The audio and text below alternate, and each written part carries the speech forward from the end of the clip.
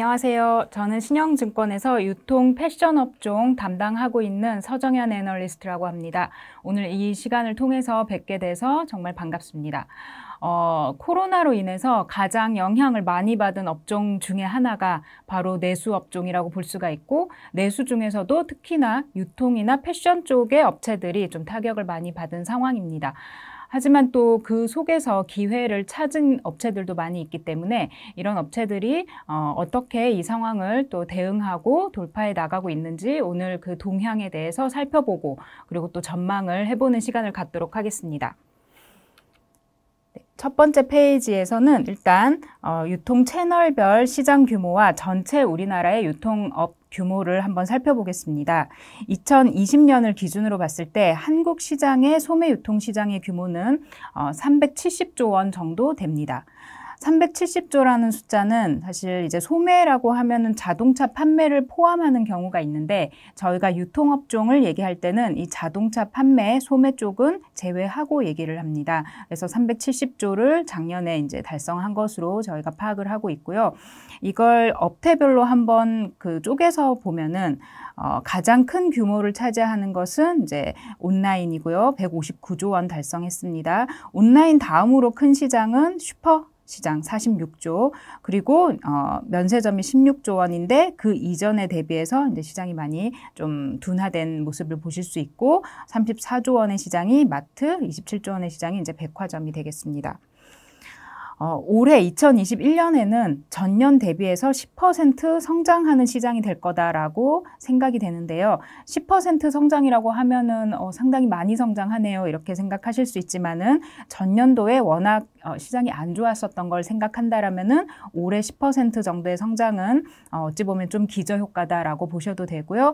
10%를 평균이라고 봤을 때 이 각 업태별로 시장 평균을 상회하거나 하회하는 업태가 뭐냐라고 봤을 때는 여기 보시면은 이제 면세점이 전년 워낙 타격이 컸으니 올해는 조금 반등하는 것으로 보고 있고, 온라인 쇼핑은 워낙에 이제 계속 좀 좋은 시장이고요. 또 백화점이 전년 대비 좀 기저효과를 크게 보일 거다라고 저희가 예상하고 있습니다.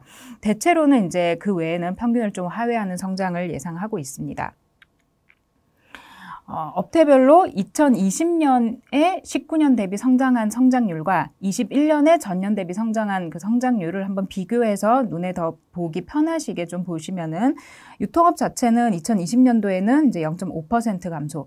이게 코로나 타격을 가장 크게 받았던 2020년도에 0.5%만 감소했다라고 생각하실 수는 있는데, 이 시장이 전체적으로 감소한 거 그 속에서 성장한 업체들도 있기 때문에 이제 소폭 감소한 것으로 나타나고요. 올해는 상대적으로 이제 큰 폭으로 성장하는 것으로 기저효과를 보실 수가 있고, 아까 말씀드린 것처럼 백화점은 2020년도에 10% 가까운 하락을 했기 때문에 올해 같은 경우는 또 11% 성장하는 것으로 나오고, 면세점이 가장 큰 타격을 받았지요. 거의 40% 정도 시장 20년에 감소했다라면은 올해는 약 30%에 가까운 성장을 보일 예정입니다. 면세점에 대해서는 아직까지도 저희 일반인들 같은 경우에는 해외여행을 못하고 있기 때문에 누가 면세점에서 사고 있습니까? 라고 생각하실 수 있지만은 이건 뒤에서 이제 조금 더 자세히 말씀드리겠습니다.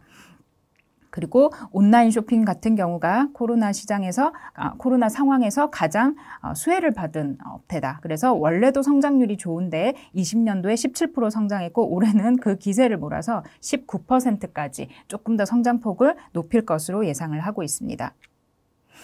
온라인 시장을 조금만 더 자세하게 보면요. 2020년 기준으로 아까 159조 원 달성했다라고 말씀드렸는데 43%라는 침투율을 좀 얘기를 해야 될 것 같습니다. 침투율이라고 하면은 우리 소비에서 이 채널이 얼마나 많이 침투해 있느냐 이런 뜻이고, 전체 소비를 100으로 봤을 때 43 정도는 온라인으로 소비를 하고 있다라는 뜻입니다. 2012년도까지를 보시면은 이때인데요. 2012년도까지는 단일 업태, 그러니까 한 개 업태로서 1위의 비중을 차지했던 업종은 할인점이었습니다. 할인점이 당시 13% 비중으로 정점을 찍었었고, 이게 지속적으로 비중이 하락하면서 작년 기준으로는 9% 정도 우리 시장에서 차지하는, 그러니까 침투율 기준으로 9% 정도 되고요. 온라인 같은 경우에 13년부터 할인점을 넘어서면서 역전을 해서 19% 이 수치에서 현재 43%까지 올라왔기 때문에 침투율이 상당히 빠른 속도로 상승했다라고 보시면 되고요. 한 2년 정도 지나면은 뭐 이게 2년이 안 걸릴 수도 있지만은 거의 50%에 육박하는 침투율을 아마 기록할 것이다라고 저희가 예상하고 있습니다. 즉 우리 소비의 절반은 이제 온라인에서 이루어진다 이렇게 생각하시면 되겠습니다. 네, 이 페이지에서는 백화점과 면세점이 상대적으로 좀 견조해 보이는 이유에 대해서 이 표를 통해서 살펴보겠습니다. 일단 주요 채널별로 매출 성장률 한번 보시면은 백화점이 올해 들어서 가장 크게 이제 월별 매출 성장률인데요. 가장 크게 반등을 보이고 있는 상황이고 그 다음 대형마트도 나름 이제 백화점과 비교해서는 좀 밑에 있지만은 그래도 플러스 성장을 이어가고 있는 상황이고 슈퍼마켓 같은 경우에는 이제 약간 마이너스 성장세에서 회복되고 있는 이런 모습입니다. 올해 들어서 이렇게 백화점 소비가 눈에 띄게 급증을 하고 있는데요. 이 부분에 대해서는 첫 번째로 생각할 수 있는 것은 작년 코로나가 시작됐을 시점 2분기라고 봤을 때 그 1분기 말에서 2분기 이 시점에 워낙 타격을 많이 받았기 때문에 기저 효과에 의해서 좋아진 거다라고 볼 수도 있습니다. 하지만 다음 그래프를 보시면은 일단 지금 백화점의 성장을 견인하는 품목이 뭐냐 이 부분을 좀 주목하실 필요가 있는데요. 바로 고가 소비 그리고 명품 이렇게 볼 수가 있습니다. 즉 고가품에 대한 소비가 확대되고 있고 또 해외 여행이나 뭐 해외에 나가서 이제 사시거나 아니면 뭐 면세점을 통해서 구입을 하실 기회가 지금 많이 없기 때문에 백화점에서 명품이나 해외 수입품을 사는 그런 수요가 상당히 이제 증가한 상황입니다. 그래서 백화점 전체 매출에서 명품이 차지하는 비중이 2018년 1월 기준으로 20% 미만이었다라면은 현재 6월 기준으로는 35% 비중을 명품이 차지하고 있습니다. 그래서 전국에 있는 백화점들의 매출액 중에 35%가 명품이다라는 것은 얼마나 이제 많은 사람들이 백화점에서 명품을 사고 있느냐를 대변해주는 데이터가 되겠고요. 이거 덕분에 또 한 가지 올라가고 있는 것은 바로 구매 단가입니다. 백화점에서 월별로 구매하는 인별 구매 단가를 보시면은 현재 한 10만 원이 좀 넘어가 있는 상황인데 월별로 지속적으로 두 자리 성장을 보이고 있는 상황입니다. 그래서 백화점이 이래서 반등폭이 크고 이런 수요 때문에 지금 좋구나라고 생각하시면 되겠습니다. 그리고 아까 이제 면세점에서 좀 전년 대비해서 전년에 하락한 것 대비 올해 많이 만회하고 있다라고 말씀을 드렸는데 전년에 이제 많이 하락했던 그 상황이 바로 이때라고 보신다라면은 이때 이제 급감하면서 월별 면세 매출액이 당시 대비 거의 3분의 1에서 2분의 1까지 반토막 난 것을 보실 수가 있고요. 이거 대비해서는 지금 거의 이제 한 70% 가까이 뭐 회복은 된 상황이나 과거 대비해서는 아직까지 회복은 못한 상황으로 보고 있습니다. 이 과거 대비해서 회복이 안 된 이 부분이 바로 이제 해외여행을 우리가 나가지도 못하고 또 해외에서 우리나라로 들어오지도 못하는 이런 상황 때문에 글로벌리 이동이 감소해서 이 부분을 못 채우고 있다라면은 사실 그 나머지 부분 이걸 누가 채워주고 있느냐 이게 바로 중국 따이공들의 수요 때문이다라고 보시면 되겠습니다. 그래서 중국에서 한국으로 와서 한국의 면세점에서 대량으로 주로 이제 화장품을 많이 구매해 가시는데 화장품을 많이 구매하는 이런 수요가 안정적으로 지금은 흐름을 유지하고 있기 때문에 면세 매출액도 상당 부분 회복이 되고 또 손익도 업체들이 많이 좋아진 상황이라고 보실 수 있겠습니다. 두 번째 챕터에서는 이커머스 시장을 조금 더 깊이 있게 살펴보겠습니다. 온라인 소비가 지금 계속 이제 20%씩 성장을 하고 있고 월평균 20%씩 성장을 하고 있는 상황이고 이게 꾸준하게 이어지고 있는 이 중에 카테고리별로 좀 다른 모습을 보이고 있기 때문에 그 부분들을 한번 유의해서 살펴봐야 될 것 같습니다. 일단 온라인 전체 시장이 이렇게 초록색 선으로 한 평균 20% 성장한다 그러면은 이 평균을 훨씬 상회해서 성장을 보이고 있는 카테고리가 바로 식료품입니다. 그리고 이 평균을 하회하는 성장을 보이고 있는 품목이 바로 이제 패션입니다. 그래서 온라인으로 식품을 많이 주문해서 먹는가 보다. 이렇게 당연히 이제 우리의 일상을 좀 돌이켜 보시더라도 그렇게 생각하실 수 있을 것 같고, 옷은 원래 온라인에서 많이 구매하던 품목이긴 한데 이 부분은 사실 평균에는 좀 못 미치는 그런 소비를 하고 있다. 그래서 식료품 소비는 월평균 40%씩 성장을 하고 있고요. 패션 품목 같은 경우는 월평균 5% 정도 수준에서 이제 성장을 하면서 평균을 좀 하회하는 그런 모습을 보이고 있습니다. 이 페이지는 침투율이랑은 조금 다른 얘기인데, 온라인 전체 소비를 100으로 봤을 때 온라인에서 거래되는 다양한 품목이 있을 텐데요. 그 품목들 중에서 패션과 식료품 쪽의 품목을 한번 비교해 본 것입니다. 전체 100이라는 시장에서 패션의 품목은 한 15% 정도 차지를 하고 있습니다. 그래서 100 정도 되는 시장에서 하나의 품목으로 15%를 차지한다라는 것이 이제 적지는 않은 비중인데요. 그 다음 그래프를 보시면은 식료품 같은 경우에도 사실 과거 같은 경우는 10% 정도 비중을 차지했다라면은 지금은 15% 넘는 비중을 차지하는 걸 보시면은 패션보다 오히려 식료품 쪽의 비중이 온라인 내에서도 올라갔다, 점진적으로 상승을 하고 있다라고 생각해 볼 수 있겠습니다.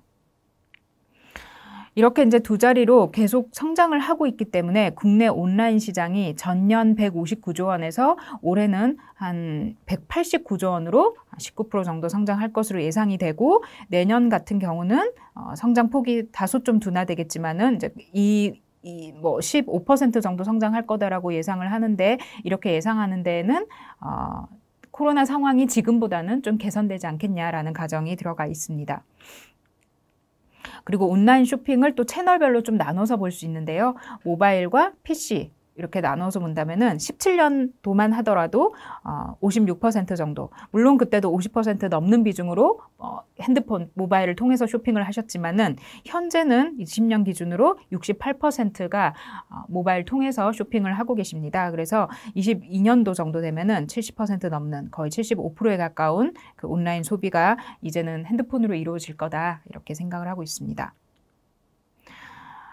음식료의 침투율에 대해서 좀 더 살펴보려고 하는데요. 침투율이라는 거는 아까 비중에서 좀 다른 얘기다라고 말씀드렸고, 침투율은 전체 그 카테고리의 소비 중에서 온라인 채널로 얼마나 판매가 이루어지느냐, 이걸 채널 침투율이라고 얘기하는데, 사실 패션 쪽을 먼저 보시면은 우리나라 전체 패션 소비의 규모를 알 필요가 있습니다. 먼저 패션 소비 자체는 2020년 기준으로 44조 원으로 저희가 파악을 하고 있고요. 40조가 넘는 이 시장에서 50%에 가까운 비중으로 패션이 온라인에서 소비되고 있다. 그래서 아까 전에 제가 15% 비중을 말씀드린 것과는 이건 좀 다른 얘기가 되겠습니다. 즉 패션을 소비하는 것이 44조 원이라면은 그중에 20조 이상이 온라인에서 소비가 되고 있다라는 얘기입니다. 그래서 사실 생각보다 패션 소비의 온라인 침투율은 상당히 높은 편이라고 보셔야 되겠습니다. 누가 온라인에서 옷을 그렇게 많이 사나요라고 생각하실 수는 있는데, 실제로 수요가 많은 것일 수도 있고, 또 특정사의 스마트 스토어나 아니면 보세 옷이라던가 이런 브랜드, 개인 영세업자들의 브랜드 사업을 보면은 사실 패션 품목에서 온라인 사업자가 상당히 수가 많은 편입니다. 그래서 수요도 많지만은 공급도 그만큼 많기 때문에 이 품목의 온라인 침투율이 빠르게 상승할 수 있었다, 이렇게 생각이 됩니다. 그럼 이제 저희 관심사인 음식료 쪽을 한번 보시면요. 엄청나게 빠른 속도로 온라인 침투율이 높아진 것을 보실 수가 있습니다. 지금 2017년 초 기준으로 8.9%, 즉 우리나라 전체 음식료 소비가 2020년 기준으로 160조 정도 됩니다. 이 160조에는 사실 주류라던가 아니면 바깥에서 이제 의식하시는 것들, 그다음에 배달 서비스 이런 것도 다 포함해서 추정한 숫자입니다. 그랬을 때 우리가 먹고 마시는 데 쓰는 돈이 160조 된다, 한 해에. 이 중에서 27% 정도가 작년에 온라인에서 소비가 됐다라고 보는 거죠. 근데 과거 같은 경우에는 약 한 9% 정도가 온라인에서 소비를 했던 것을 우리가 생각한다라면은 과거 대비해서 현재, 이건 현재 수준인데요. 현재 수준의 36%까지 최근에는 침투율이 올라갔기 때문에 전년 평균이 27%인데 벌써 상반기 지나면서 36%까지 올라왔다라는 거는 집에서 상당히 온라인을 통해서 음식료를 많이 소비하고 계시는구나, 이렇게 볼 수 있겠습니다. 그래서 온라인이 지금 중요한 화두고 또 온라인에서 음식료 얘기를 이렇게 좀 길게 말씀드리는 이유가 이커머스 사업자들이 블루오션이라고 보는 영역이 뭘까? 이걸 좀 이해하기 쉽게 하기 위해서 이 부분을 좀 길게 설명을 드렸고요. 블루오션이라고 하면은 시장의 성장 여력이 아직 많이 남았다라고 보는 그런 게 이제 이유가 가장 클 텐데요. 지금 이커머스 업체의 그 구도부터 먼저 살펴보는 게 중요할 것 같습니다. 이커머스 업체에서 가장 큰 성장세를 기록하고 있는 회사는 이제 쿠팡일 것입니다. 쿠팡 외에도 네이버라던가 여러 개 회사를 좀 저희가 떠올릴 수 있겠는데 그 중에서도 가장 많은 분들이 이제 손쉽게 지금 좀 많이 한두 번 정도는 아마 거래를 해보셨을 것 같은데 쿠팡이라는 회사에서 가장 큰 성장률을 지금 보이고 있고 2020년 기준으로 봤을 때 네이버에서 쇼핑 거래액이 28조 정도로 우리나라 1등 거래액을 이제 기록하고 있다고 저희는 보고 있고 이 네이버에 이어서 업계 2위로 GMV라고 하면은 이게 거래액입니다. 그래서 22조 원 수준으로 거래액을 달성하고 있는 회사가 바로 쿠팡이라고 저희 파악하고 있습니다. 그런데 지금 쿠팡이 미국에 상장되어 있기 때문에 이 분기 보고서를 이제 발행을 하고 있습니다. 이 표는 2020년까지 연간 이제 사업 보고서, 우리로 치면 사업 보고서인데 10K 보고서가 발행되어 있는데 여기에서 2020년 기준 매출액이 이렇게 나와 있습니다. 12조 원 정도, 우리 돈으로 치면은 한 14조, 15조 정도 되겠죠? 이렇게 매출액이 나타나고 있는 이유는 이 거래액이랑 매출액은 좀 다른 개념이기 때문이고, 거래액은, 판매되는 모든 물품의 그 소비자가를 이제 그 거래액이라고 표현한 거라면은 이 순 매출액이라고 하는 것은 일부 상품은 통째로 거래되는 것, 즉, 그 재고를 매입해서 거래하는 것이 있고 일부 상품은 셀러들이 입점을 해서 판매하고 쿠팡은 수수료만 수취하는 것이 있기 때문에 총 매출액에 해당하는 이 거래액과 수수료만 매출로 인식한 순 매출액은 이 정도의 이 갭을 보인다라는 거를 좀 인지하고 계시면 좋을 것 같습니다. 그런데 쿠팡이 2위라고 한다라면은 순위에서는 한참 좀 밀리는 상황이지만은 식품 카테고리에서만큼은 좀 독보적인 경쟁력을 보유하고 있다라고 또 인정을 받고 있는 회사가 바로 이마트의 쑥닷컴인 것 같습니다. 이 쑥닷컴 같은 경우는 지금 마찬가지로 성장이 그래도 견조하게 나오고 있는 상황이고 전년 기준으로 약 4.5조 원 정도의 거래액을 기록하고 있습니다. 4.5조 원이면은 아까 네이버가 28조, 쿠팡 22조인 것에 비해서는 상당히 좀 적은 이제 규모이지만은 이것도 지속적으로 이따 말씀드리겠지만 이베이 코리아 이런 회사를 인수함으로써 성장을 계속 규모를 키워나가고 있는 중입니다.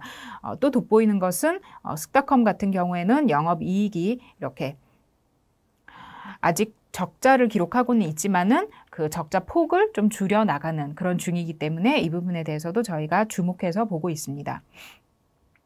그리고 식품 카테고리에서 이마트만큼의 경쟁력은 아니지만은 이제 신흥 유니콘이라고 할 수 있죠. 비상장 업체고 또 스타트업으로 시작한 회사들이고 이런 회사들이 식품 카테고리에 또 관심을 가졌고 또 새벽 배송을 제일 먼저 시작하기도 했던 마켓컬리도 있고 그리고 친환경 음식 같은 것들로 또 인기를 얻는 오아시스도 있고 해서 이 두 회사 같은 경우도 성장과 영업 손익 측면에서도 약진을 하고 있기 때문에 시장에서는 이런 회사들 특히 오아시스는 지어소프트라는 상장 회사의 또 자회사이기도 하니까 그 회사가 주가 많이 오르면서 주목을 받기도 했습니다.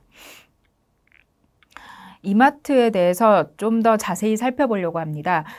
왜냐하면은 그 이마트는 여러분 잘 아시다시피 오프라인 할인점으로 우리나라 1위인 업체이고요. 오프라인 할인점을 제일 잘하긴 하지만은 이제 쑥닷컴은 전체 이커머스 사업자의 순위에서는 이제 많이 밀리는 상황이죠. 하지만 오프라인 할인점을 활용해서 온라인 사업도 이제 키우는 그런 전략을 지금 많이 구사하고 있기 때문에 오프라인 점포를 가진 회사들이 어떻게 온라인도 잘할 수 있는 건지 이런 쪽에서 좀 아이디어를 얻으실 수가 있습니다. 지금 이마트뿐만 아니라 미국의 월마트, 타겟 같은 회사도 이런 컨셉으로 이마트보다도 이제 주가 이 흐름이 훨씬 좀 좋았었고요.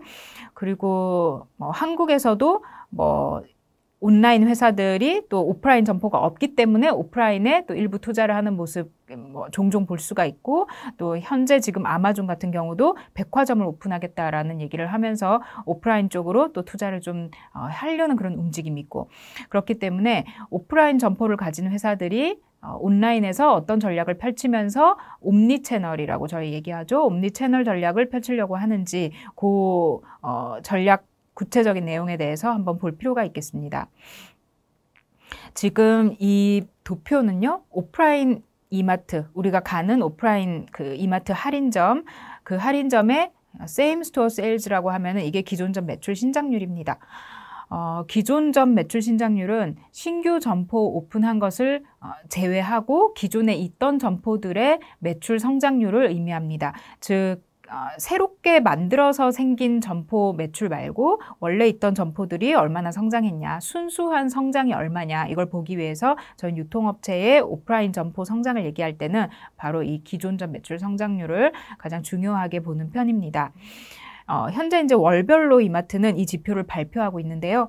이 지표 보시면은 작년부터 플러스 성장으로 전환이 된 이후에 올해 상반기 내내 지금 좀 플러스 성장을 이어가고 있습니다. 심지어 지난달까지도 8%에 가까운 성장을 보여주면서 갑자기 왜 이렇게 이마트 오프라인이 잘 성장하는 거지? 이렇게 이제 생각할 수 있게끔 의아한 상황입니다. 지금 코로나 상황이 아직 안 끝나기도 했고, 또 코로나 4차 재확산이 되면서 더 오프라인 점포에는 안 갈 것 같기 때문에 오프라인 이마트가 이렇게 성장을 지속하고 있다라는 점, 특히나 코로나 이전보다도 더 좋은 성장을 보여주고 있다라는 점에 대해서 좀 궁금증을 가지셔야 되는데요. 이 부분에 대해서 좀 말씀을 드려보면은, 쓱닷컴의 거래액을 좀 자세하게 들여다볼 필요가 있을 것 같습니다. 쓱닷컴 거래액을 100으로 봤을 때 PP센터, 네오센터, 백화점, 제3자 상품 이렇게 나눠서 이제 저희가 구성비를 살펴볼 수가 있는데, 여기에서 이제 이 백화점 부분은 신세계몰 계열이라고 보시면 되겠습니다. 현재 신세계몰과 이마트몰이 쓱닷컴으로 같이 이제 구성이 되어 있기 때문에 백화점 쪽은 신세계몰 쪽인가 보다 하시면 되고, 3P 제3자 상품이라는 거는 혹시 이마트 쓱닷컴을 이용하시는 분들은 이런 게 이제 구분이 잘 되긴 하실 텐데, 이 상품을 구매할 때 이게 네오1에서 온다, 네오2에서 온다, 아니면 어떤 점포에서 온다, 아니면은 택배로 온다, 이렇게 이제 구분해서 붙어 있습니다. 거기 표현이 되어 있습니다. 그러면 네오 1, 2, 3 센터에서 온다라는 거는 지금 살고 계신 지역이 온라인 전용 물류센터에서 가까운 지역이다라고 보시면 되고, 특정 점포에서 우리 집에는 배송이 옵니다 하시는 분들은 그게 바로 PP센터다라고 생각하시면 되고요. 쓱 배송이 안 되는, 즉 파란색 쓱 배송 마크가 안 붙어 있는 그냥 택배, 택배로 옵니다, 3일 내로 옵니다, 이런 식으로 되어 있는 것이 그게 제3자 상품인가 보다, 마트에서 핸들링 하는 상품이 아니고 그 제3자가 벤더가 들어와서 여기에서 이제 파는 그런 상품이라고 보시면 되겠습니다. 그랬을 때 저희의 관심사는 바로 이 부분입니다. 즉 이마트몰 계열의 상품이 이제 순수하게 이 부분에 해당되는 편인데, 물론 여기에도 껴있지만 이 부분은 전체가 다 이마트 계열의 상품이 거의 그렇다고 보시면 되고, 여기에서 이제 네오센터와 PP센터가 반반 정도 지금 되는 걸로 보여지는데요. PP센터라는 것에 이 범위가 점점 좀 확장되고 있다는 것이 저희가 주목할 부분입니다.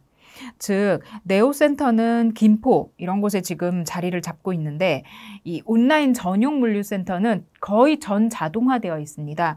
그래서 좀 큰 면적이 넓은 지역에 전 자동화된 설비를 넣어야 되기 때문에 투자비도 좀 들고, 또 그런 지역을 선정하는 데까지 시간이 좀 오래 걸리는 편입니다.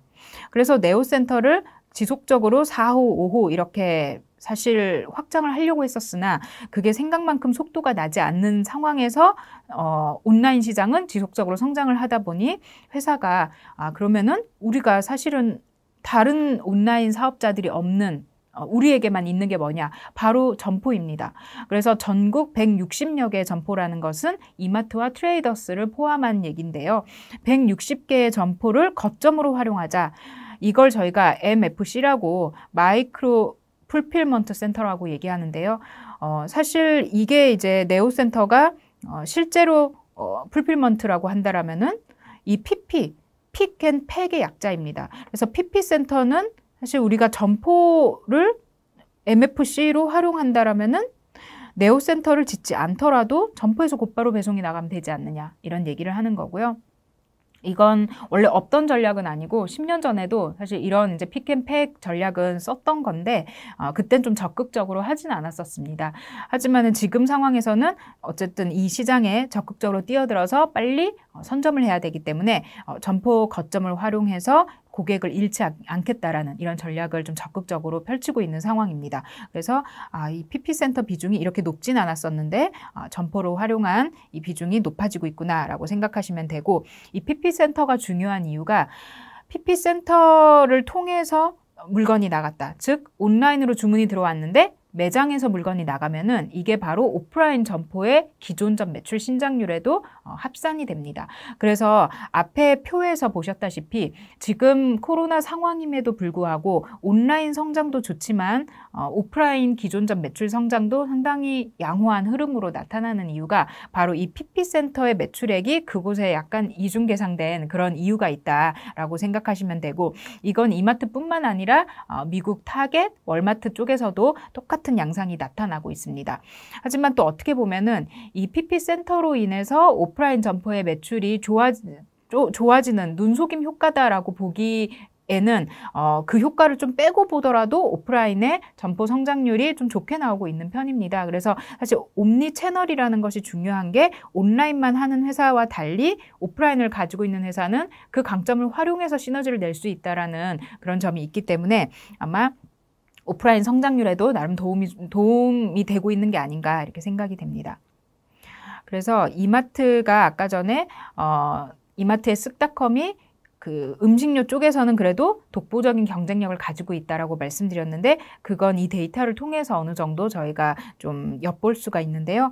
우리나라 전체 음식료 판매 시장에서 이만큼을 오프라인에서 소비되는 음식료, 이만큼이 온라인에서 소비되는 음식료라고 본다라면은 오프라인 음식료 시장에서 이마트가 기여하는 비중이 10% 정도 되는 것으로 저희가 추정하고 있고요. 온라인 시장에서 이마트가 기여하는 것도 역시 10%에 가까운 한 9% 정도 된다. 이게 2020년 기준으로 그렇고요. 이렇게 됐을 때 이 둘을 합해서 본다라면은 우리나라 전체 먹고 마시고 하는 거에 대해서 이마트가 약 한 11% 정도 기여하고 있다라고 저희는 보고 있습니다. 그래서 이 음식료 시장에서 이마트가 기여하는 바가 11%나 되는 이렇게 큰 기여도를 가지고 있기 때문에 사실 이제 무시할 수 없는 그런 경쟁력이라고 봐야 되고요. 우리가 아까 전에 계속 얘기했던 쿠팡이라는 회사는 이 음식료 시장에서만큼은 이 기여도가 1에서 2% 정도 되는 것으로 파악을 하고 있습니다. 그리고 미국에서 월마트 같은 경우도 사실 월마트는 미국 전체 음식료 시장에서 기여도 자체가 이마트보다도 훨씬 높은 22% 정도 되는 것으로 저희 파악하고 있고, 월마트에 또 막강한 경쟁자라고 볼 수 있는 아마존 같은 경우에는 쿠팡과 마찬가지로 1에서 2% 정도 음식료에서 기여하고 있다. 저희 이렇게 생각하고 있습니다. 그래서 지금 온라인 시장에서 승자가 되려면은 모든 카테고리에서 잘하면 좋겠지만 특히나 성장 여력이 높은 카테고리에서 경쟁력을 확보해 나간다라면은 그러면은 이제 앞으로의 성장을 또 담보해 주는 거기 때문에 왜 이커머스 사업자들이 음식료 시장에 이렇게 관심이 있는 것인지는 아까 처음에 말씀드린 침투율에서부터 지금의 이런 기여도를 비교해 보시면은 이해가 어느 정도 되실 것 같고요. 특히나 이렇게 음식료 시장이 온라인 침투율이 상대적으로 아직도 좀 낮은 편이고 잘한다라고 하는 회사들의 기여도 자체도 음식료에서는 이렇게 낮은 이유가 뭘까? 이 부분도 한번 고민을 해보셔야 되는데, 다른 공산품 또는 뭐 상온에서 핸들링 할 수 있는 그런 상품과 달리 음식료라는 것은 물론 신선식품만 있는 것은 아니지만 신선식품 그리고 뭐 냉동식품 이런 것들이 그 품질을 보장하면서 충분히 고객의 그 집까지 품질에 문제가 없이 배송이 되고 이 재고를 잘 관리할 수 있어야 되기 때문에 이건 오랜 노하우가 필요한 영역이다. 그래서 진입장벽도 상대적으로 높기 때문에 이 진입장벽을 이 진입장벽을 좀 넘어서면서 이제 후발 사업자가 뛰어든다라는 것이 좀 속도가 오래 걸린다, 시간이 오래 걸린다 이렇게 생각이 됩니다. 이 음식료 얘기하면서 또 하나 안 볼 수 없는 시장이 바로 이제 음식 배달 서비스 시장입니다. 우리나라 전체 시장이 2020년 기준으로 160조라고 아까 음식료 시장 말씀드렸는데요. 그 160조 시장에 이 배달 서비스 시장도 포함이 된 숫자입니다.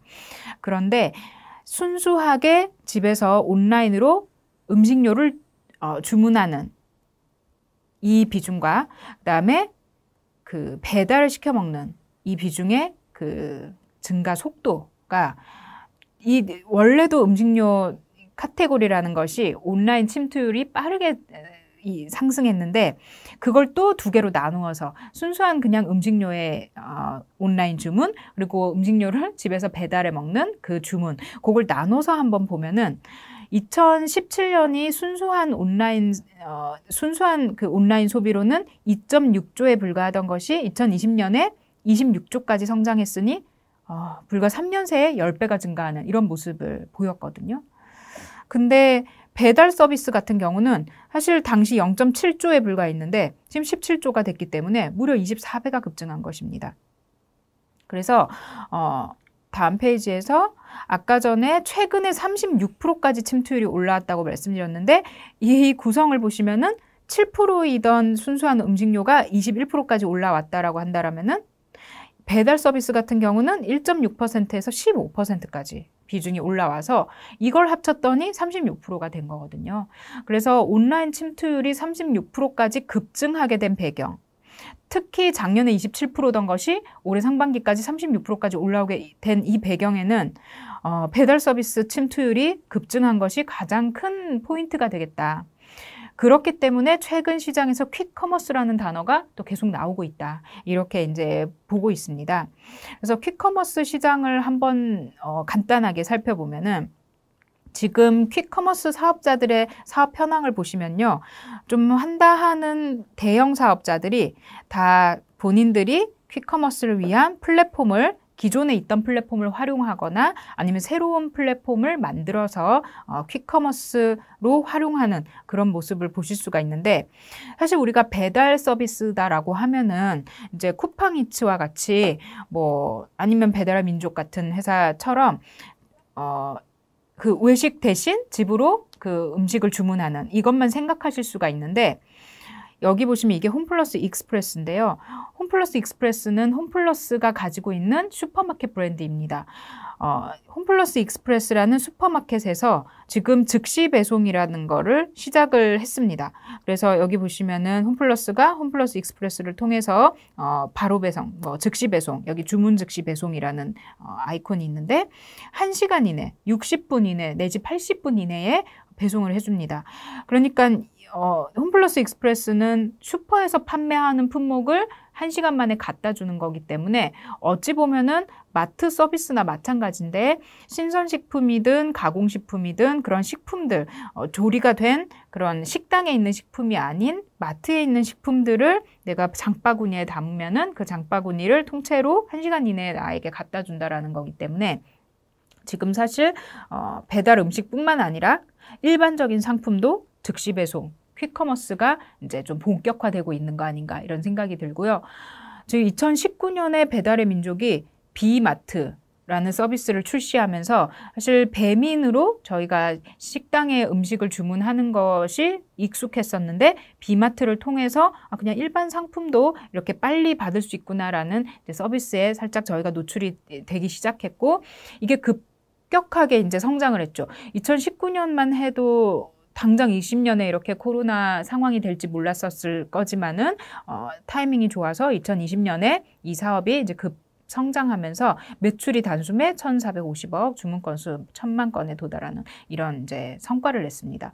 이렇게 이게 없는 서비스지만 새로운 서비스를 만들어냈을 때 안 하던 거라서 낯설긴 한데 한번 써보니까 그게 편해서 이제 계속 주문을 하게 되고, 그러면 없어도 사실은 살 수는 있어요. 당장 뭐 오늘 당장 콩나물 안 갖다 줘도 저희 사는데 별로 지장은 없을 수 있습니다. 그리고 예전에는 그냥 다음 날만 갖다 줘도 상당히 좋았는데 지금은 당일 배송도 상당히 많아지다 보니까는 오늘 안 갖다 주면은 왠지 좀 마음이 좀 불안한 이런 생각도 들고, 근데 이제 1시간 내에 배송해 주겠다 이러니까 사실 1시간 내에 필요하지 않음에도 불구하고 1시간 내에 갖다 주는 이런 주문 건수가 점점 더 늘어날 수 있는 겁니다. 그래서 우리 삶은 점점 어떻게 보면 편해지고 있기는 한데 이 시장은 그만큼 경쟁이 심화되고 있다라는 거죠.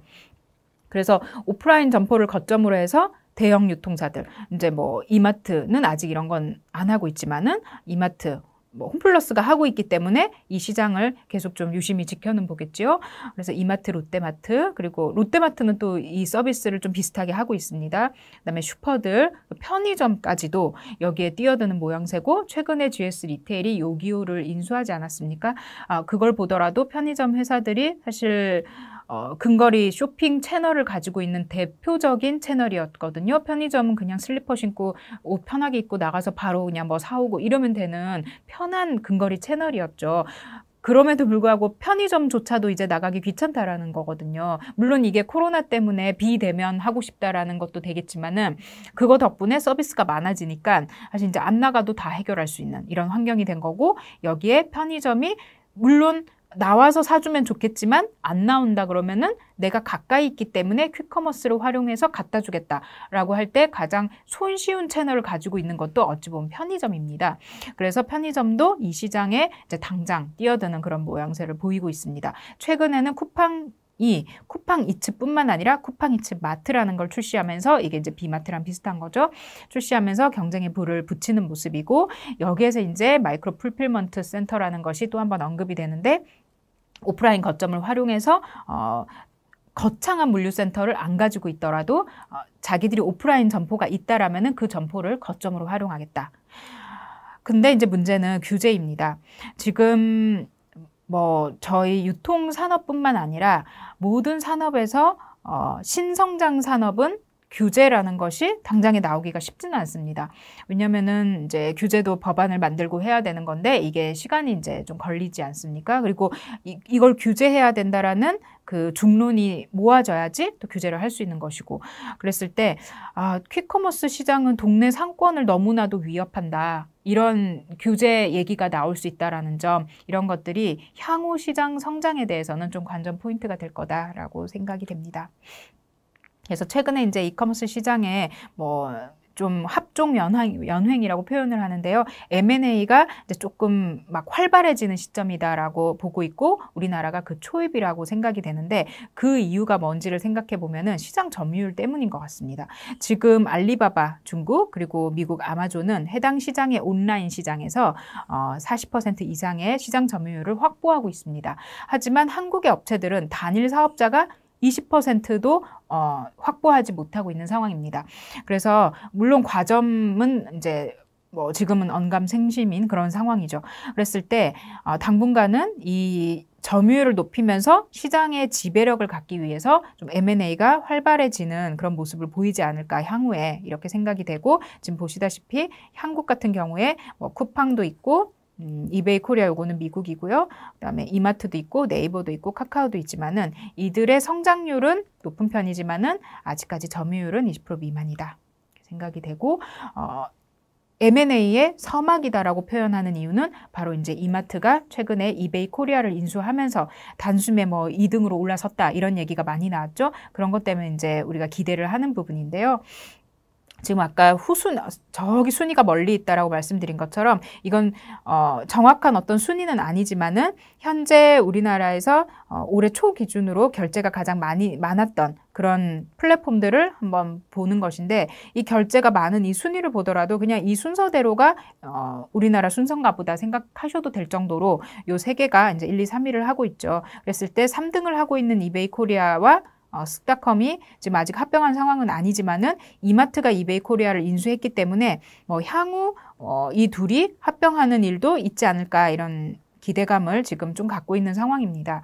그랬을 때 이 둘을 합쳤을 때는 당장에는 사실 요 사이로 쏙 들어가는 그런 상황이어서 뭐 규모가 커진 것은 알겠지만은 어떤 시너지를 낼 수 있냐 이런 거에 지금 관심이 많은 거고 그건 너무 진부한 답이지만은 이마트가 하기 나름 아니냐 이렇게 생각이 되고 그 하기 나름이라는 그 여러 방식 중에 상품의 수가 확대되지 않겠냐 SKU 즉 이마트는 식품에는 강점이 있지만은 비식품에는 상대적으로 강점이 떨어지기 때문에 그런 부분들을 이베이 같은 회사를 통해서 보완할 수 있을 거다. 그리고 배송 경쟁력도 그렇고 지역 소상공인으로부터의 소싱도 기대할 수 있는 부분이다. 이건 네이버 스마트 스토어를 의미하는 부분입니다. 그래서 당장 이제 9월에는 네이버 장보기몰에 이마트가 입점할 것으로 저희가 알고 있고요. 이런 것들이 이제 하나하나 전략들이 나올 거다라고 생각이 되고 더더군다나 저희가 관심을 갖고 있는 부분은 바로 이 자산입니다. 이마트는 아까 160개의 오프라인 대형 점포들을 가지고서 이걸 마이크로 풀필먼트로 활용한다라고 말씀드렸는데 그런 영업 활용도를 높이는 것 외에도 이것들을 하나씩 팔면서 이제 물론 뭐 아무거나 막 팔진 않겠지요. 생각했을 때 그 지역에서 매우 오래됐고 그래서 매각 차익이 많이 발생할 것으로 기대가 되고 상대적으로 과거 대비 상권이 조금 축소된 느낌도 있고 이런 여러 가지 전략적 판단은 하에서 이제 자산을 매각하는 거겠지만은 최근에 이제 소식이 작년부터 나왔던 거는 마곡의 부지 여긴 점포는 없었지요. 가양 부지 여기 이제 매출이 상당히 큰 점포였습니다. 이런 점포들을 매각하면서 셀즈 앤 리스백을 하다 보니까는 유동화를 통해서 자산의 활용도를 높이고 있다. 즉, 한 개 팔 때마다 5천억씩 막 매각 차익이 발생하거든요.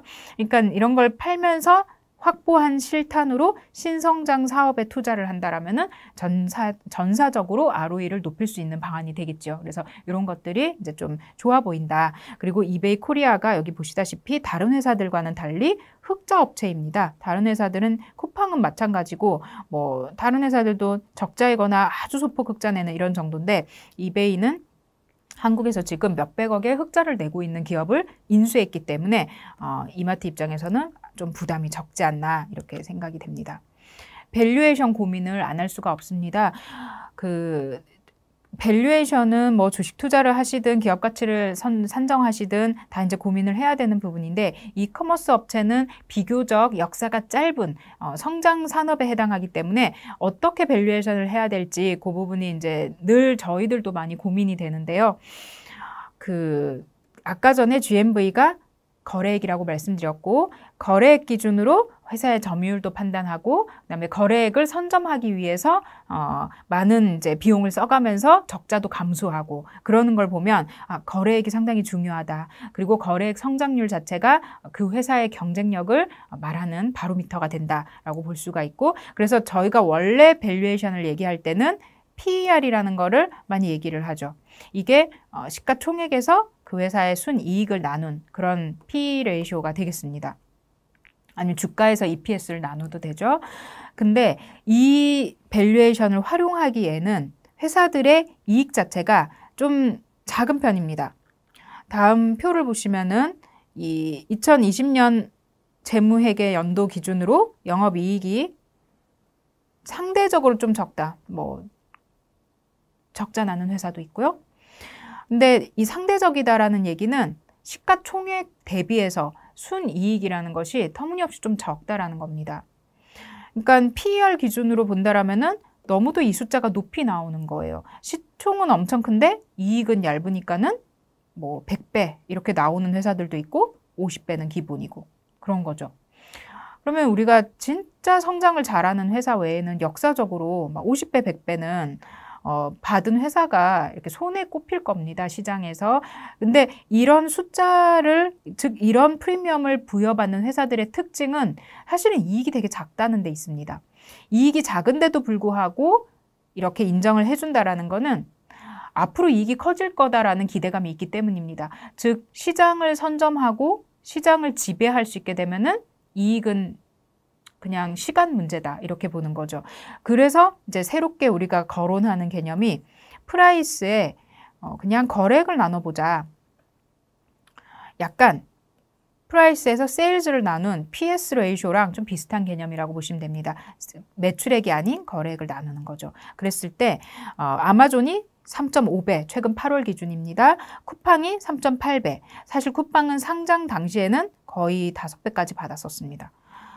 그리고 뭐 다른 회사들은 상대적으로 0.5배, 0.3배, 4배 이렇게 하니까는 사실은 아마존과 쿠팡은 동급으로 지금 프리미엄을 받고 있고 다른 회사들은 1배 미만 정도 받고 있다.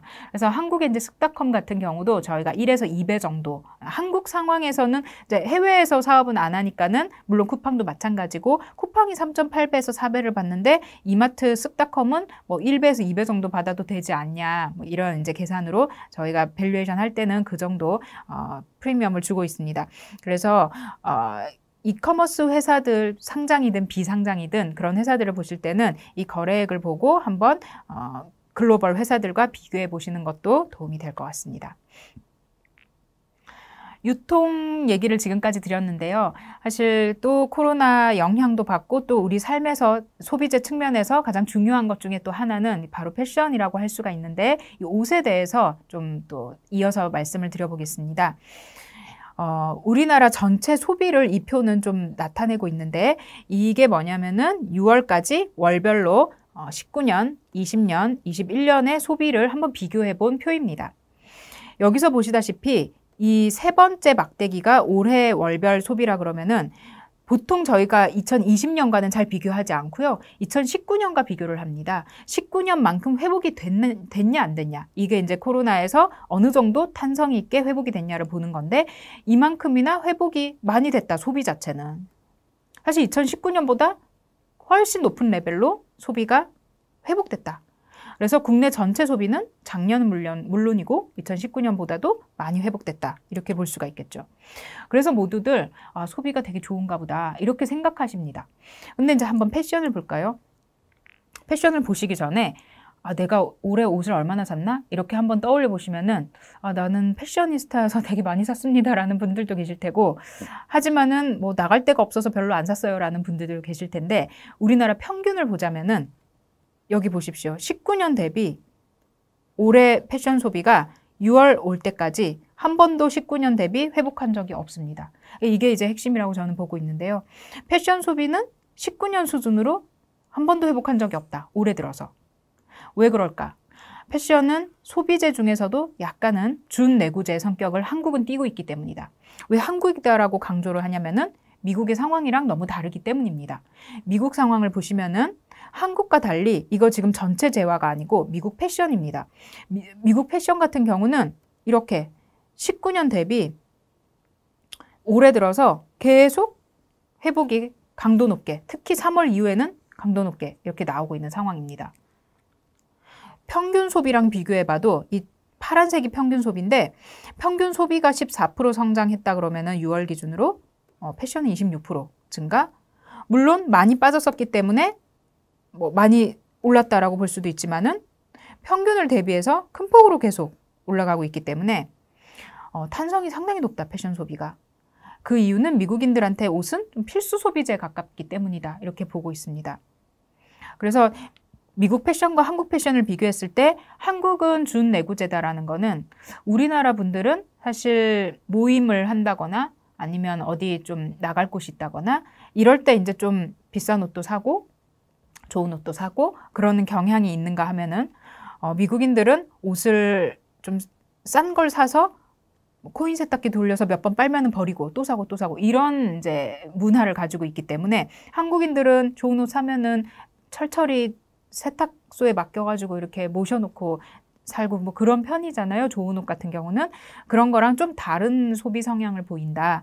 그래서 한국은 거리두기 상황 그리고 모임을 지금 제한하고 있는 이런 상황을 봤을 때 옷을 의미 있게 사기에는 2019년 대비 지금 그런 상황이 아니다 해서 패션 소비는 아직 회복이 안 됐기 때문에 오히려 이런 지금 이 상황에서 조금 뭐 위드 코로나라던가 아니면 좀 거리두기를 좀 단계를 완화한다던가 그렇게 하면은 패션 소비 자체가 많이 회복되고 반등이 크게 나올 수 있다. 저는 그렇게 생각을 하고 있습니다. 미국 상황에서 아까 제가 매우 좋다라고 말씀드렸는데 이걸 보면서 ODM으로도 자연스럽게 좀 넘어가서 생각할 수가 있습니다. 미국 패션 소비 자체가 좋다 보니까는 이게 미국 의류 시장의 수입 규모인데요. 월별로 계속 이렇게 0% 훨씬 상회하는 수준으로 미국에서 옷을 수입해 가고 있는 상황입니다. 어디에서 수입해 가냐? 동남아에서 옷을 많이 만드니까. 그게 누가 많이 만드냐면은 대만 업체와 한국 업체들이 많이 만들죠. 그래서 우리나라 업체들이 뭐 베트남, 인도네시아 이런 쪽에서 옷을 만들면은 그게 미국으로 상당수 수출이 되는데 이 상황이 지금 매우 좋다. 특히나 작년에는 이렇게 수입을 많이 뺐었습니다. 그러니까 재고가 이제 많이 축소됐겠죠. 없는 재고 상황에서 소비가 워낙 좋다 보니까는 재고가 빠르게 올라오는 이런 흐름을 볼 수가 있습니다. 그래서 우리나라 ODM 업체들은 지금 사실 수주 자체는 아주 좋은 상황입니다. 그럼에도 불구하고 지금 한세나 영업무역 그리고 뭐 화승엔터는 상대적으로 좀 높은 밸류지만은 특히 옷을 만드는 한세나 영업무역은 대만 업체들 대비 홍콩 업체 대비 매우 저평가되어 있는 상황입니다. 이게 이제 다들 비슷한 상황임에도 불구하고 우리나라 이 업체들에 대해서는 좀 더 많이 지금 과매도가 나온 거 아닌가라는 생각이 드는데요. 코로나 4차 확산이 되는 것이 우리뿐만 아니라 뭐 전 세계적으로 지금 유행이라고 했을 때 동남아 지역이 좀 상황이 심각한 상황이 매우 좀 심각한 것 같습니다. 동남아 베트남 이 특히 이제 그런데 공단 자체를 셧다운을 시키고 있고요. 행정명령으로 이게 8월 중순에서 일부 8월 말에서 9월 중순까지도 셧다운을 지속할 예정입니다. 그러다 보니까는 이렇게 상황이 좋음에도 불구하고 납기가 이제 연장된다거나 그러다 보니 이제 비용이 추가로 발생이 되고 인력에 대해서는 최저 시급을 계속 지급을 해야 되기 때문에 고정비가 지출이 되고 있는 상황이겠죠. 그래서 3분기는 통상적으로 의류 ODM 업체들에게 가장 극성수기인데요. 이때 지금 악재가 발생한 상황이고 그렇기 때문에 주가도 이만큼 조정을 받았고 실적에 대한 불확실성도 현재 단기적으로 높아져 있는 상황입니다. 하지만은 이런 모든 상황은 대외적인 그런 이유 때문이고 기업 가치 자체가 훼손된 건 아니라고 보기 때문에 이렇게 단기적으로 조정받은 것은 어찌 보면 매수 기회다라고 저희가 판단을 하고 있습니다. 그래서 마지막으로 업종 전반에 대해서 수익률이라던가 밸류에이션을 한번 점검해보고 위드 코로나가 만약에 이제 9월 말 그때부터 온다 그러면은 그때 우리가 그때를 대비해서 어떤 종목들이나 아니면 어떤 섹터에 좀 관심을 가지면 될지 이 소비재 내에서 한번 살펴보도록 하겠습니다. 올해 연초 대비 수익률과 최근 1개월 대비 수익률 비교해 보시면은 사실 유통업은 올해 연초 대비해서나 최근이나 뭐 크게 다르지 않게 좀 좋지 않은 상황입니다. 일부 이제 좋은 회사들 뭐 이마트 그다음에 NS 쇼핑은 좀 다른 이슈가 있고요. 뭐 이런 회사들이 좀 좋은 회사가 몇 개가 있지만은 전반적으로는 모두 시장을 좀 하회하는 그런 모습을 보이고 있다. 그래서 유통에 대해서는 사실 오늘 상당 시간을 할애해서 설명드렸던 이커머스라던가 퀵커머스라던가 뭐 풀필먼트라던가 이런 모든 얘기들이 사실은 지금 상장되어 있는 이런 대형사들과는 조금 거리감이 있는 그러니까 비상장이라던가 아니면 미국에 상장돼 있는 쿠팡이라던가 이런 회사들에 좀 더 관련이 있는 얘기다 보니까는 우리나라에 막상 상장되어 있는 이런 대형 유통사들이 그 수혜를 아직까지 못 보여주고 있다라고 보여지고 그렇다 보니까는 이 코로나 상황에서는 이쪽 유통업종은 약간 이제 시장을 하회하는 수익률을 계속 나타내고 있다. 이렇게 보여지고요. 패션 쪽을 한번 보시면은 패션은 사실은 연초 대비 아웃퍼폼을 많이 한 상황입니다. 최근 1개월 수익률은 좀 많이 반납을 했지만요. 여기에서 이제 돋보였던 회사가 F&F, 그다음에 JS 코퍼레이션, 뭐 신성통상 이런 회사입니다. 그 외에도 이렇게 이제 수익률이 좋았던 회사들 때문에 돋보이지 않게 지금 보이지만은 상당수 많은 회사들이 사실 올해 들어서 연초 대비해서는 시장을 상회하는 수익률을 기록했습니다. 최근에 좀 조정이 있는 이유는 아까 말씀을 드린 것과 같습니다. 그래서 위드 코로나 상황으로 혹시 우리 전체적인 그런 시책들이 좀 바뀌어 간다라면은 조정 자체가 컸던 내수 패션 브랜드 업체들에 좀 관심을 다시 한번 가져볼 만하다 이렇게 생각이 되고요. 밸류에이션을 한번 보시면은 이 표는 지금 주요 유통업체의 밸류에이션 표인데요. 롯데 쇼핑이라던가 호텔신라처럼 21년 기준 PER이 이렇게 높게 나타나는 이유는 실적이 좋아지는 그 속도 대비 지금 기대감으로 주가는 어느 정도 계속 유지가 잘 되고 있기 때문에 밸류에이션 상대적으로 높게 나타난다고 보시면 되고, 사실 이 BGF 리테일과 GS 리테일이 또 밸류에이션이 다른 회사들 대비 상대적으로 높은 이유는 편의점에 대해서는 이 근거리 채널을 가지고 있는 이 업체들의 향후 퀵커머스라던가 아니면 코로나 상황이 완화됐을 때 또 이동이 활발해지면은 이런 근거리 채널들의 수요가 높아질 수 있다는 기대감, 이런 것들이 여기 또 반영되어 있다라고 생각하시면 되겠습니다. 상대적으로 이마트, 현대백화점, 신세계 같은 회사는 실적은 견조한데 주가는 그렇게 많이 따라오지 못하는 상황이어서 이제 좀 평균 대비 저평가되어 있는 그런 모습이고요. 의류업체들을 마지막으로 보시면요. 밸류에이션이 전반적으로 좀 높아 보이지요. 여기에서 특히 이제 F&F 같은 회사는 실적도 매우 좋지만은 또 그만큼 주가도 너무 좋기 때문에 이제 밸류에이션상 지금 높아 있는 상황이다. 화승엔터는 아까 전에 실적은 계속 지금 좀 안 좋은 상황을 이어가고 있는데 이 회복 기대감으로 주가가 어느 정도 좀 높아져 있는 상황이고요. 그 외에 이제 LF라던가 한섬같이 내수 브랜드에 집중하고 있는 회사들은 데이터를 통해서 제가 보여드렸다시피 패션 수요가 아직 완벽하게 회복되진 못한 상황에서 실제 체력 대비 그 주가나 아니면 실적의 퍼포먼스가 아직 다 이제 보여주지 못하고 있는 상황이어서 이런 업체들이 지금 저평가되어 있다. 그래서 좀 이후 상황을 우리가 예상해 봤을 때 한번 보면 좋겠다 이런 생각이 들고, 아까 말씀드린 것처럼 ODM 대표 회사인 영업무역 한세실업은 3분기 실적 불확실성은 있겠으나 또 이런 그 단기 조정이 기회가 될 수는 있다라는 생각이 듭니다. 오늘 드렸던 말씀을 좀 종합해서 정리를 해봤습니다. 코로나 상황 자체가 언제 끝날지, 끝나기는 할지 이 부분은 저희가 아무도 모르는 얘기겠지만 이제 4차 확산이 될 때까지 저희가 여러 번의 경험이 있죠. 그래서 경험적으로 이런 재확산에 따른 소비재의 주가 조정, 소비재라고 하면은 저희 업종도 대표적이지만은 다른 섹터들도 있죠. 화장품, 음식료 이런 것도 이제 소비재에 해당될 테고, 아니면 딱 필수 소비재라고 할 수는 없지만은 영화관이라던가 또 컨텐츠 소비라던가 이런 것들도 다 소비재의 일종으로 보시면 되겠습니다. 이런 소비재들이 주가를 조정받았을 때는 경험적으로는 또 그게 단기적으로는 기회가 되더라라는 거 아시면 좋겠고, 소비의 절반을 이미 이제 차지할 것 같은 온라인 채널에 대해서는 뭔가 합종 연행의 서막이 시작되는 것 같다라고 보고 있고, 위드 코로나라는 것이 실제로 이제 우리가 이렇게 간다라면은 아마도 어떤 소비 행태가 단기적으로든 아니면 중기적으로든 나올 수 있는지 이 부분에도 좀 주목을 해야겠다라고 생각이 됩니다. 오늘 전반적으로 업종 동향과 전망에 대해서 이렇게 설명을 드렸습니다. 서로 이제 아까 계속 저희 이제 주제에도 언급이 됐듯이 서로 잘 모임 못 하시고 또 집 밖으로도 잘 못 나가시고 하는 분들 많을 텐데 건강 유의하시고요. 또 좋은 기회로 뵐 수 있었으면 좋겠습니다. 오늘 강의는 여기서 마치겠습니다. 고맙습니다.